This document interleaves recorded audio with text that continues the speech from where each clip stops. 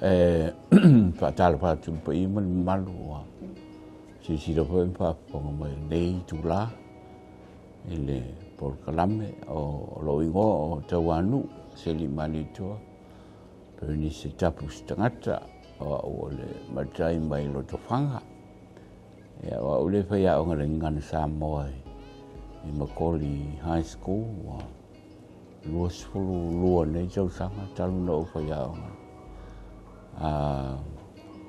Mai va senga iva se io senga sfultor o le ua to lua nei ma ua ma Jennifer Charlie paia o ngole ngan Samoa ya o le vana o una amata mai ia por kalam to te le ata mai ti o lo ave ngan Samoa so salope ma ua ko ki ko se rau ka mai ki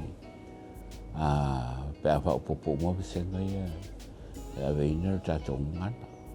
Au te masalo na amata mai dengan Samoa Makoli le awhai salau I wasfuru. O le awhai salau I watasi. Uno inga o whasoloanga I luas funtosu tausanga.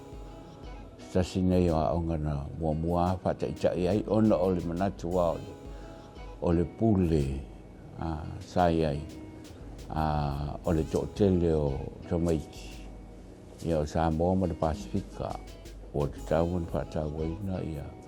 I ngangana. Ia o le mera nganga amaka mai ia na amata mai fo'i o iei level school C ma le university entrance ia o mai level le NCEA. Ia le lawa whaaua ia.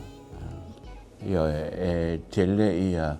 e whasau soro lawa I luma sa o sau I nei lua whemal tolu. O tofu le vasenga ma tofu le ia level ma le vasenga tasi vasenga iwa tasi sful lua tasi sful tolu o taimi nei wa tasi le vasenga sful tolu lua vasenga sful lua vasenga sful tasi fa vasenga sful ia ma le kausanga iwa e whatamilo e rotate ono inga umal kasi vai kolur kausanga e aberengan Samoa o whaasolo se singana e whaasolo mai isi ia o lea whaiaranga e peo ngofa ia ia rakaraka kou se lau ka mai kia wa iai ona o le nau ta inga e aberengana mai to te lea fo I ka mai ti whangau ngei ma on mangai ia nga ia te au ia whapsanga ia manai whanau o soifua nei o isi e makua lelei ia arwha Samoa pe ia ngaola mai Samoa o isi e peololo o isi ia o lapato ata umwhai e ka umwhai a fo lele por kalame ina ia fia uma siva o mea uma o leanga nuu ia o vasenga o me whai ka whai whawhiawhia o maka meki nga ia awanga ia iska meki fo e musu e whapea e lei awa ia iska meki o me bo le lau wha Samoa e le ka whai ia uma le vasenga ko I sau fo e le kausanga o whiawhia o le aso sasa mato au ai le launching o le ngan Samoa po le amatanga o le lotu amata sa patasi manisia onga sa edu senga sfulua ma le sfultolu o le asonga fua sa whai patasi ngale a onga a koa kuso le assembly ai whai mātou whai le lotu pu'u pa Samoa whai le ava pu'u pa Samoa whai le siva pu'u pa Samoa e kusai kasit pili o kalenga mai ia mātou e whai. O le aso ngafua na o le aso lua sa whai ei ia me i o le karaoke pa Samoa tamaiki. O le aso lulua ngapi sa whai ei le misa I le parisa whai pa Samoa. Ia I le auli na o le fiafina mātou o I le misa tila siao sa whai. Sa mātou au ai po o nei ia o le misa Samoa sa whai la so lua la so lo sa fai le mesamo e ka wa vo le meu houses po eu nei la fai ia ala tu siva ka wanga houses for ye siva mo siva groups ia tawalunga ia ko lang fa penga ke le ala siva ele fai se mako me ai ngi ka usanga me ai fa samo ke le fa tino ele fa andau o le tautua ai le tautua le alofa maua si mo se manuia i lumana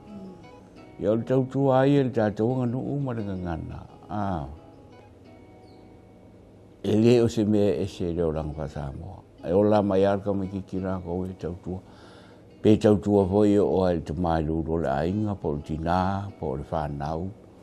e iai ala upu le o le tautua lona uiga o tiu te fai o ngā mea i le whapea pōre ngā tiu te fai e ala na fai ona o le alofa ma le tau fai i le lei po le kalesia po le ainga po poto po le ainga le jiti po le ainga i tau fai i le lei me whala na whata wai nai le upule o le tau tua o na e api fi tonu i nā le nganga o le alofa o le tau tua foi al kamaikiki ia o ko anga fai fi au fa e kai mbiangi la ko ora ia uska ia ko anga ina onga ko anga fai fi au fa ia o le kau kuanga ko anga lo a fa ia mbianga wa matua maliere lo tol matua le ia se si me kana se longo foi ma kuanga fa ko asu i foi la tu tua pe tu langa fata wai le autu o le nei vai aso o ngā ore kupu wa e o ka maiti mana tua foi ta maiti o lai nei fa le ilo le winga o le upu tau tua pe aka ko sa mawe o kau kua foi le kau kua mai manga pe kau kua mai ua a matona lato i lo ono tiu te lato te whaia o le ala wale me te whaia o lau tau tua i o mātua mo lau aina mea umai whai. Ia,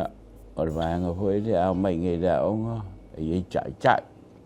Ia iei vāenga kofu ala kou mori kiuke. Ia o kau kua hoi ngai le aonga mana. Pe tau wai, le kaua kene ia le vāenga le mori whanau le o ngā tono le ngai vai aso le ngansamo. O le whautuanga ia o le tatou wanga nu uma le tatou ngana e le alu ese ma le me o le fatu ainga po le fatu e kalesia po le ale me a le lau ngana e le ho i lau wanga nu ma o me i o le a fi e le ai fai ngofia le me o le oranga o kamikisa moa i e pe o no fai atu tupu ane a o kuspa ia e o me fa Samoa e o le ngana pa o me mga o ma ko o le uskai fai le o ma turang fa pena o le ngana ia o le me nga o ko so le lu tau le o fai ngai e kong e tatu te lo ma po le ala va o ngai ni si me e ko kong wa le ai ngai ama ka mai ai rono winga e ngangu ro ka mama ki nga fa le kong le ia nei tupulanga o te taua na pa Samoa e mua la le ngana a lua koe me weka o ka ko values o me taua me sina pa Samoa o le wha aloalo o le alofa o le wape aroa tūranga wha pena o mea uwanga e aru wha kasi era o inga o kamiki me whaanga ka uai le ia le ngana le anga ele ai ro se ngana le rolo ka mai ki pe fa fe ko ngofu sa badi ka kala a pe o nga e lo ai e me ka o ka ko fa sa mo etiquette bo le papara sa le ko sa le sa badi sa le ulo ko ka ngaka o anga fa pena o anga fa ngofi e anga ka wo e ka wanga o ka mai ki mi ngai ma la to loa ya ngana maanga e fai Yang fa so solo ko ya le tu la ma ko ne. Ka ua foi la ngan sa mo a o ma ko lo ko e le fa pe ngal vai a so ngan sa mo. O vai so man ngan sa mo. O le vai nga le ko ia le o ka sa nga su ka si le e fa ia la ko ka ngo nga fa sa mo. Mo fu ala ko mo fa ku la fongo. E ka lo fu nga fa sa mo ai sang. Sang ngang se ya manga ia ho e ka vai ala ko e a se ya ia fa sa o mai le ole ngal na ile ai pe ole vai nga ta u le na ole le vai ya so le pa manga pe ya tai fo mo le no tal no atuai ka ko por kala mer gi ya mo ir pa so